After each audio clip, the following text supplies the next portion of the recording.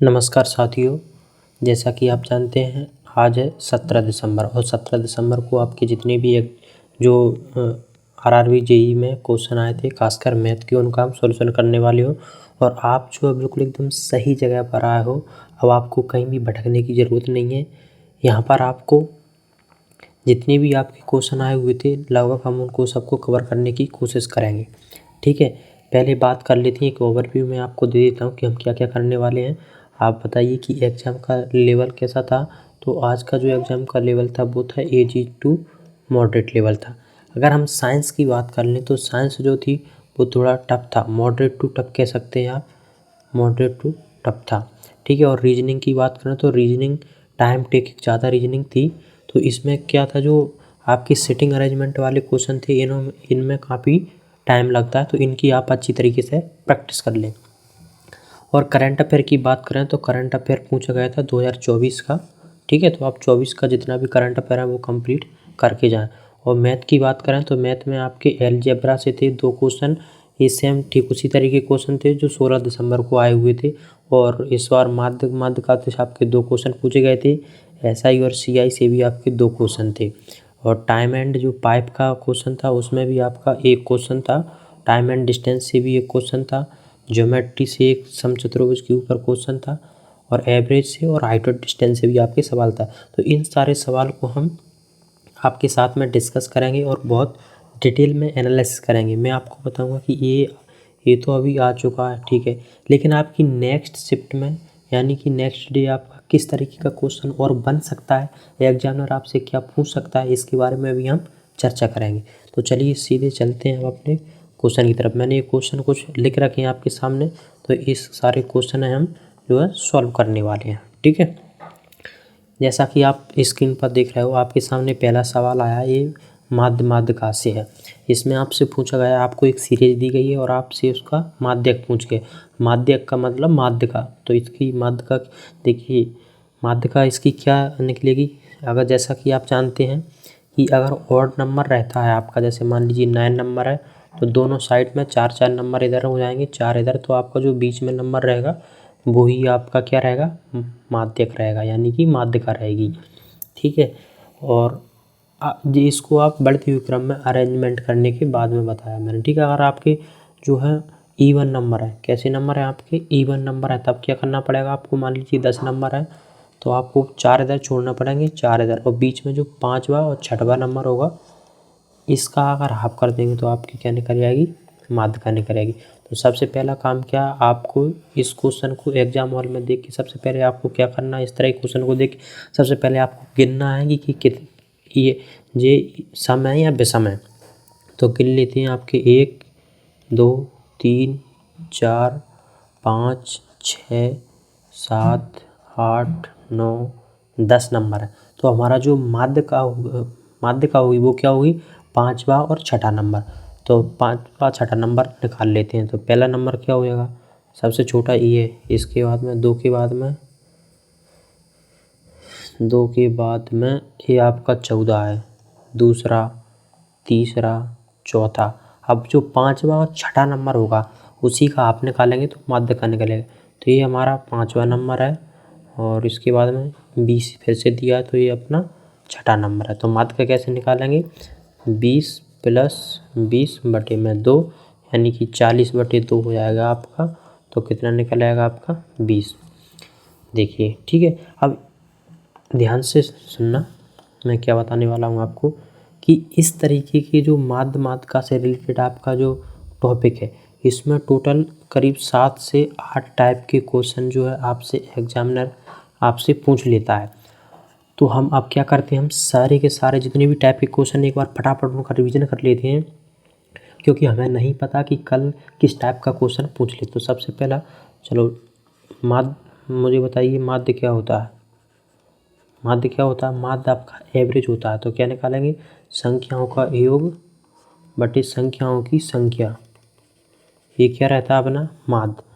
दूसरा क्या पूछ लेता आपसे पूछ लेता माध्यिका। तो माध्यिका क्या होती है, अभी बता दिया मैंने आपको माध्यिका कैसे निकालते हैं। सभी को पहले बढ़ते हुए क्रम में लगाते हैं, और जो बीच वाला नंबर रहता है वो माध्यिका हो जाता है कब, जब आपके ऑड नंबर हो। जब आपके इवन नंबर हो तब कैसे निकालते हैं, 2 नंबरों का औसत। ठीक है। तीसरा आपसे पूछ लेता है बहुलक क्या है, आपसे पूछ लेगा कि बहुलक बताइए, बहुलक क्या होता है। तो जो सबसे अधिक बार सीरीज में आते हैं उसको बहुलक कहते हैं। क्या, जो सबसे अधिक बार सीरीज में आए, सबसे अधिक बार, जो सबसे अधिक बार सीरीज में आता है उसको क्या कहते हैं, बहुलक। एक आपसे पूछ लेता है रेंज, यानी कि परिसरण बोलते हैं इसको, रेंज। तो रेंज क्या होता है, जो आपका सबसे बड़ा नंबर होता है उसमें से सबसे छोटा नंबर घटाते हैं तो क्या निकल जाती है आपकी रेंज। और क्या पूछ लेता है आपसे, आपसे पूछ लेता है इसमें विचलन, विचलन। तो विचलन क्या होता है आपका, विचलन को आपको इस तरीके से निकालते हैं, आप रूट में लिखेंगे, उसके बाद में आप मान लीजिए x-1 आपका माध्य है, उसके बाद में आपका कोई भी एक नंबर है, इसका आप स्क्वायर कर देंगे और इसी तरीके से ये सीरीज आपकी चलती जाएगी। इस तरीके से ये दूसरा नंबर होगा इसका स्क्वायर, इसी तरीके से ये सीरीज चलती जाएगी और इसके बटे में जाएगी संख्याओं की संख्या। याद रहे ये भी आपका रूट के अंदर में है। ठीक है। और क्या पूछ लेता है आपसे, इधर बता देता हूँ मैं आपको। और क्या पूछ लेता है आपसे, और आपसे पूछ लेता क्या, आपसे पूछ लेता प्रसरण क्या होता है, प्रसरण या विचरण।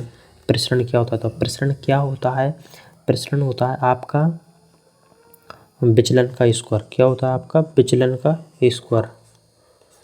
ठीक है। और आपका एक और पूछ ला आपसे, इसको विचरण भी बोलते हैं, प्रसरण या विचरण। ठीक है। एक और पूछ लेता है आपसे विचरण गुणांक, विचरण गुणांक या प्रसरण गुणांक। तो इसका कैसे निकालते हैं, इसका निकालते हैं माध्य बटे और ऊपर हो जाता है विचलन और इसमें कर देते हैं 100 का मल्टीप्लाई। तो इस तरीके से आपका जो है, अभी 8 मैंने आपको सभी के सभी 8 टाइप के क्वेश्चन बता दिए। अब एग्जामिनर आपसे कल के दिन कोई सभी टाइप पूछ ले तो आप इसको आसानी से सॉल्व कर पाएंगे। ठीक है। चलिए नेक्स्ट क्वेश्चन की तरफ बढ़ते हैं। देखिए एक क्वेश्चन दिया होगा आपको, एक इसमें एक और रह गया अपना, एक और क्या रह गया है, एक रह गया इनके बीच में संबंध। किसके बीच में संबंध, आपके माध्य का और बहुलक के बीच में। तो इसका फॉर्मूला होता है एक बहुलक, ये 8 है ना, 8 बहुलक बराबर होता है 3 माध्य का -2 माध्य। आप इसको याद कैसे रखेंगे, याद ऐसे रख लेना, माध्य का में ज़्यादा नंबर है तो ज़्यादा संख्या आएगी, माध्य छोटे अक्षर है मतलब कम अक्षर है तो छोटा नंबर है। इसको आप याद रख लेना, इस पर डायरेक्ट क्वेश्चन बन जाते हैं। ठीक है। चलिए नेक्स्ट क्वेश्चन कर लेते हैं। नेक्स्ट क्वेश्चन क्या है, अगला क्वेश्चन है कि माध्य आपको 40 दिया हुआ है, विचलन आपको 5 दिया है। आपसे पूछा है विचरण गुणांक क्या होता है। तो विचरण गुणांक का फॉर्मूला मैंने अभी बताया आपको क्या होता है, ये आपका विचरण गुणांक क्या होता है, विचलन बटे माध्य और गुणा 100। तो विचलन कितना आपका 5 बटे माध्य गुणा 100। तो एक आपका कितना निकालेगा, ये 8 बार जाएगा, तो 8 से 100 बार जाएंगे तो कितना हो जाता है 12.5 बार। ये परसेंटेज में आपको पता होगा, चाहे तो आप इसका भाग देख सकते हैं। नेक्स्ट क्वेश्चन, ये जो अभी तक जो क्वेश्चन थे ये किससे थे आपके माध्यमात्मका से। अब जो क्वेश्चन आया डायरेक्ट किससे आया जी, एलजेब्रा से। एलजेब्रा से आपके a+b+c के फॉर्मूले पर डायरेक्ट क्वेश्चन आ रहा है। तो a+b+c का जो फॉर्मूला होता है वो क्या होता है आपका, जो a+b+c का फॉर्मूला बनता है वो क्या बनता है, वो बनता है आपका a² + b² + c² + 2ab + bc + ca। ये आपको फॉर्मूला याद कर लेना। देखिए इसमें कुछ नहीं करना था, सिर्फ डायरेक्ट इसको क्या ओपन करना था। आपको 4 इस तरीके के ऑप्शन दिए गए थे और इसको डायरेक्ट आपको ओपन करना था। तो इसका ओपन कैसे निकलेगा, 6 का स्क्वायर कितना हो जाएगा, 6 का स्क्वायर हो जाएगा अपना 36a² + b का स्क्वायर यानी 7 का स्क्वायर 7 7 49 b²। c का स्क्वायर कितना हो जाएगा 8 8 64² + 2। ये और b का गुणा करेंगे तो कितना आ जाएगा आपका यहाँ पे 6 7 42 ab प्लस bc का गुणा करेंगे तो कितना आ जाएगा 7 8 56 bc और प्लस में ca का करेंगे तो 6 8 48 ac। बस इतना ही आता है। ठीक है। और इसमें कुछ था नहीं। देखिए अभी तक तो एग्जामिनर ने सिर्फ आपके a+b+c से फॉर्मूले पे लगातार क्वेश्चन पूछ रहा है 2 दिन से। अब हो सकता है कि आपके आने वाले एग्जाम में इससे फॉर्मूला ना पूछे, वो किसी और फॉर्मूले से आपसे पूछ सकता है। तो एक बार क्या करते हैं हम सारे, इस बार अभी इस वाले फॉर्मूले पूछा है, हो सकता है अगली बार इस वाले फॉर्मूले से आपसे पूछ ले या किसी और टाइप का आपसे क्वेश्चन पूछ ले। तो हम क्या करते हैं, एक बार सारे को फटाफट रिवीजन कर लेते हैं। ए प्लस बी प्लस का ए होल स्क्वायर क्या होता है, A square plus B square plus 2ab। A plus B plus cube का होल स्क्वायर, इसका क्या फॉर्मूला होता है, इसका होता है A cube plus B cube plus 3ab और ए प्लस बी। ठीक है, ए माइनस बी का होल स्क्वायर क्या होता है, ए का स्क्वायर प्लस बी का स्क्वायर, यहाँ पे बी है ना, माइनस 2ab। अगर माइनस रहता है तो माइनस आता है, प्लस रहता है तो प्लस आता है। ए माइनस बी का होल क्यूब का फॉर्मूला क्या बनता है, ए बनता है आपका, देखिए इसमें सारे में प्लस प्लस आते हैं, इसमें माइनस माइनस आते हैं। ए का क्यूब माइनस बी का क्यूब माइनस 3ab और माइनस ए माइनस बी, इस तरीके से। ठीक है, A plus B plus C का होल स्क्वायर क्या होता है, अभी बताया मैंने आपको, ए का स्क्वायर प्लस बी का स्क्वायर प्लस सी का स्क्वायर प्लस 2 और ब्रैकेट में आ जाता है आपका A B plus B C plus C, इस तरीके से। आपका A plus B plus C का होल क्यूब क्या बनता है आपका, तो ये बनता है ए का क्यूब प्लस बी का क्यूब प्लस सी का क्यूब प्लस 3 और इसके अंदर में आपका कुछ इस तरीके से बन जाता है, ए माइनस का बी, बी माइनस का सी, सी माइनस का ए, इस तरीके से आपका बन जाता है।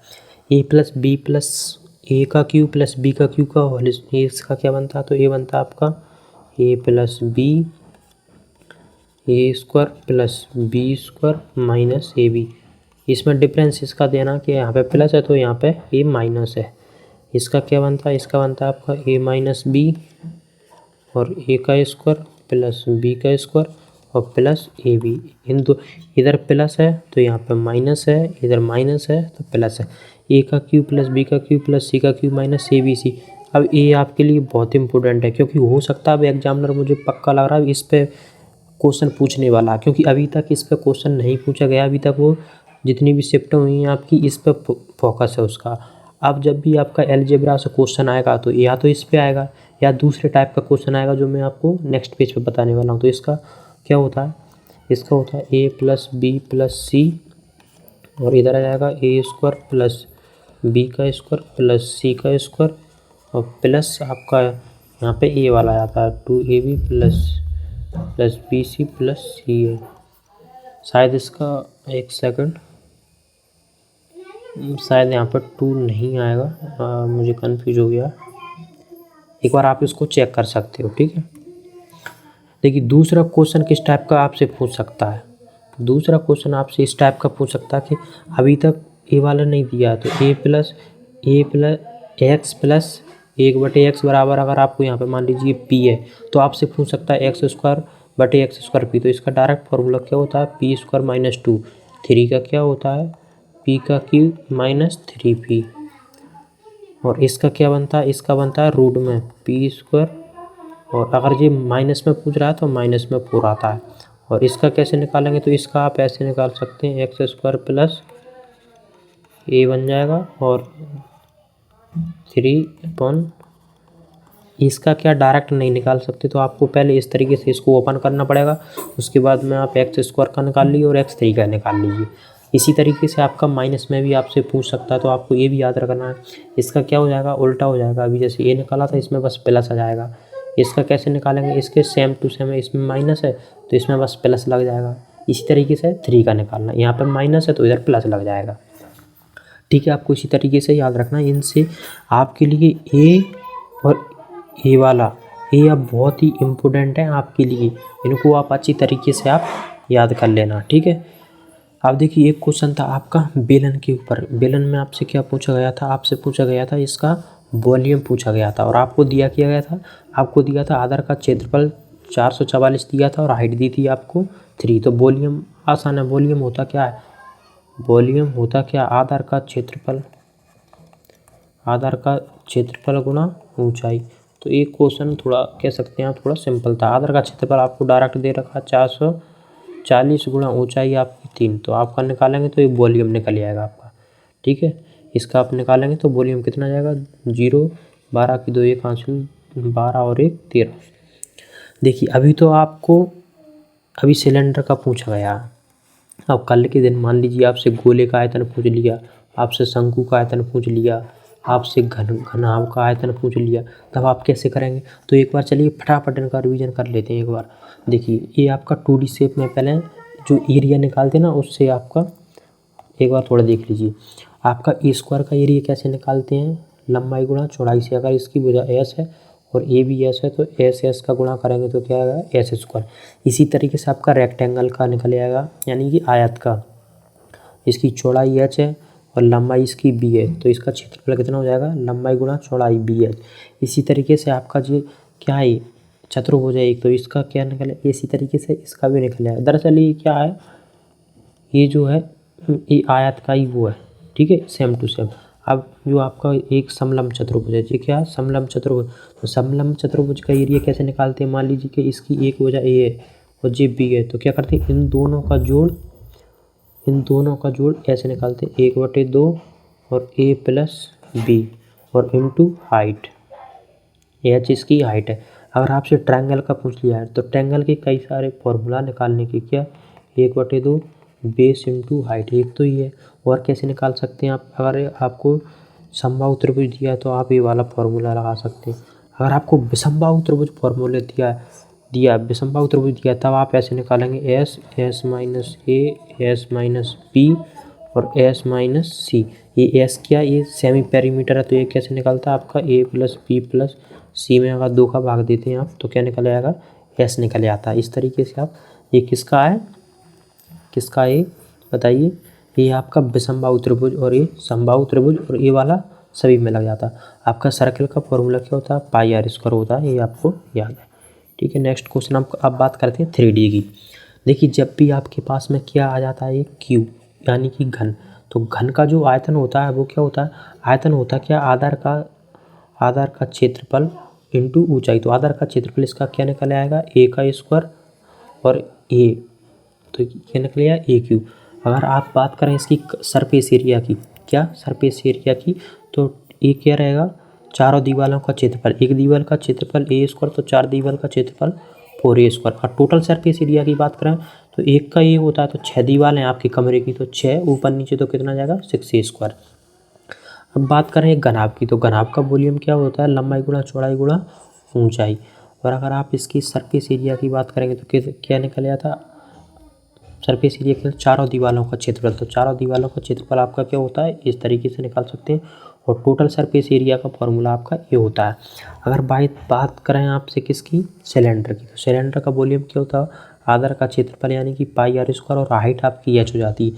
अगर आप इसकी कर्व सरफेस एरिया की बात करते हैं यानी कि दीवारों का क्षेत्रफल, तो क्या होता है, 2πr/h।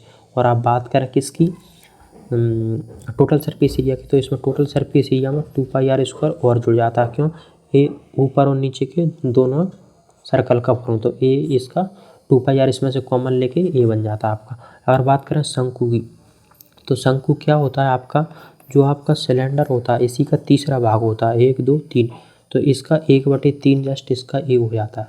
और अगर इसके कर्व सरफेस एरिया की बात करें तो ये होता है πrl। और अगर टोटल सरफेस एरिया की बात करें तो इसमें आपका ये सर्कल और जुड़ जाता है, तो क्या बन जाता है, πr स्क्वायर। इसके बाद में इसमें से आप πr कॉमन लेंगे तो आपका इस तरीके का फॉर्मूला बन जाता है टोटल सरफेस एरिया का। अब बात करें किसकी, ये थोड़ा सा और रह गया आपका, ये है आपका क्या, ये है आपका गोला।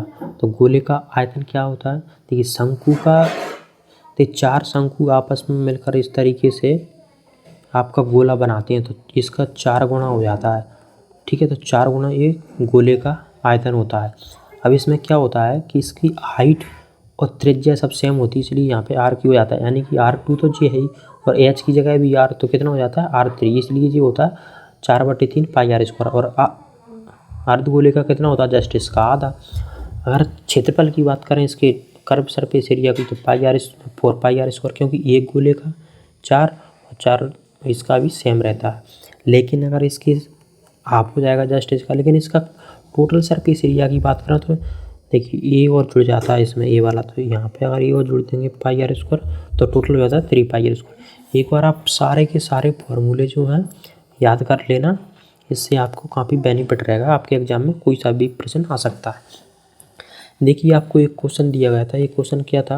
अगर दोस्तों आपको एनालिसिस जो पसंद आ रहा है तो प्लीज़ चैनल को अभी सब्सक्राइब कर लें, आगे भी आपको इसी तरह का हमारे चैनल पर जो है एनालिसिस मिलता रहेगा। आइए क्वेश्चन क्या कहता है कि आपको 2 वर्ष का चक्रवृद्धि ब्याज और साधारण ब्याज का अंतर दिया था, इतना है 12 रुपये 58 पैसे, और आपको रेट दी थी 27%, और आपसे पूछा गया था कि मूलधन बताइए, तो आप कैसे निकालेंगे।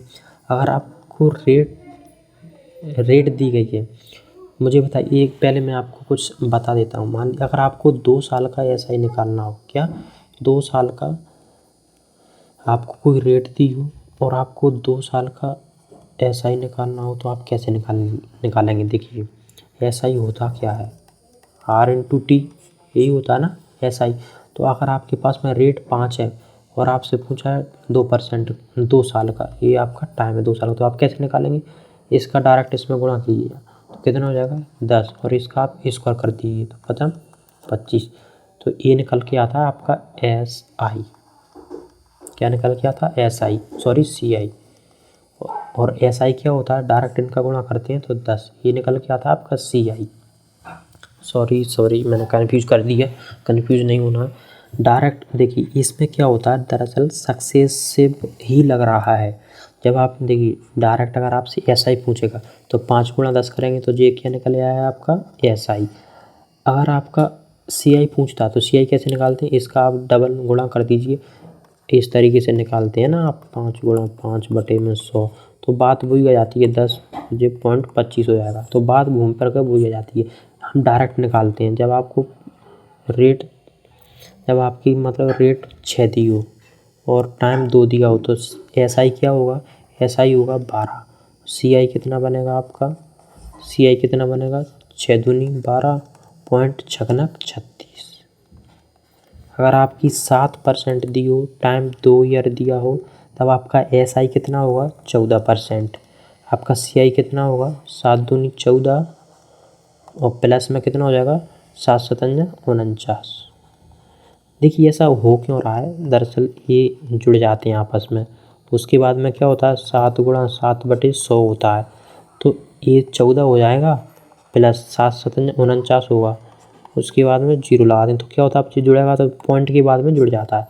तो बस यही बात है, जब आप 8% और 2 ईयर का लगाते तब कैसे निकलेगा, आपका एस आई कितना होगा 16%, सी आई कितना बन जाएगा 8 दूनी 16, 0.8 64, और आपका जो सी आई और एस आई का डिफरेंस होगा वो कितना है, ये है।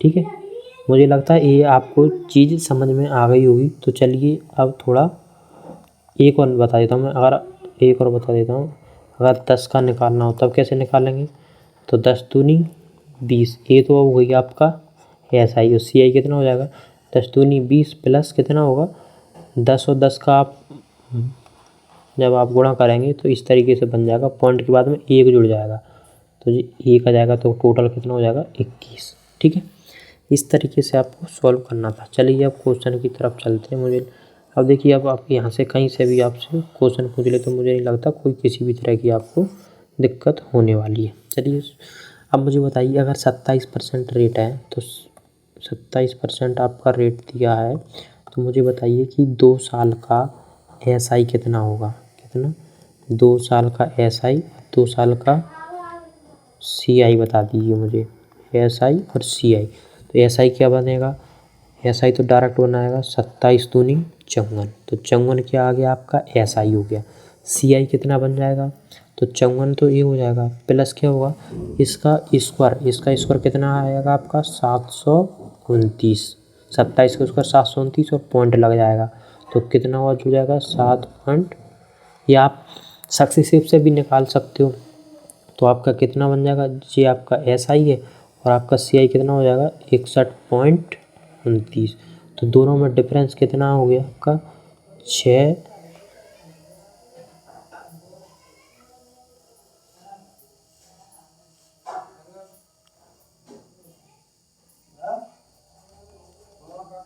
7.29। आपका जो डाटा है ना वो थोड़ा सा आपको चेंज करना पड़ेगा।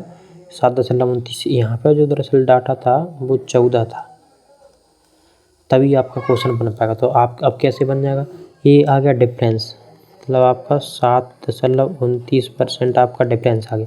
लेकिन रियल में जो डिफरेंस था वो कितना था, 14.58। तो पूछा क्या, मूलधन। मूलधन क्या होता है आपका 100%। अब आपका निकाल लीजिए, आपका 7% का मान इतना तो 100% का मान कितना हो। देखिए आप डाटा पर नहीं जाइएगा, बस आप ये देखिए कि किस टाइप का क्वेश्चन आपका एग्जाम में आ सकता है, ठीक है।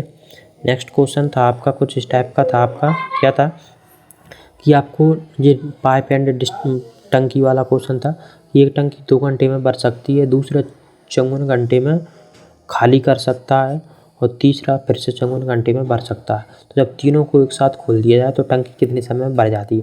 तो देखिए आप वैसे ही थोड़ा लॉजिक लगाएंगे तो इसका आंसर निकल आएगा। कैसे, 54 घंटे में ये चल रही है तो ये तो बराबर जितना भरेगा उतना ही ये खाली कर देगा, तो बचा हुआ इसका प्रभाव पड़ेगा। तो 2 घंटे में भर सकता है, 54 में भर सकता है और ये 54 में खाली कर सकता है। तो इसका एलसीएम लेंगे तो कितना जाएगा, टोटल टाइम 54 हो जाएगा। तो ये कितना हो जाएगा, 2 दूनी 4 2 7 14 और 1 - 1।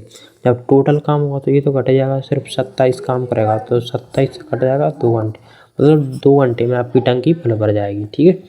अगला क्वेश्चन था संख्याओं को लेकर था। इसमें क्या दिया था कि 3 संख्याओं का औसत आपको इतना दे रखा था, उनका अनुपात ये दिया था। आपसे पूछा था सबसे बड़ी और सबसे छोटी संख्याओं में अंतर क्या होगा।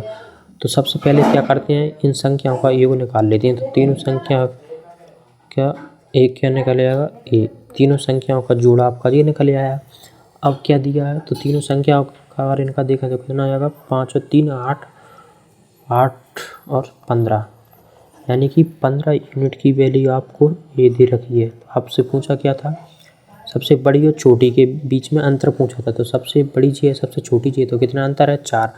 तो आपको 4 यूनिट की वैल्यू निकालनी थी। 15 यूनिट की वैल्यू आपको ये दे रखी है, 4 यूनिट की वैल्यू निकालनी है।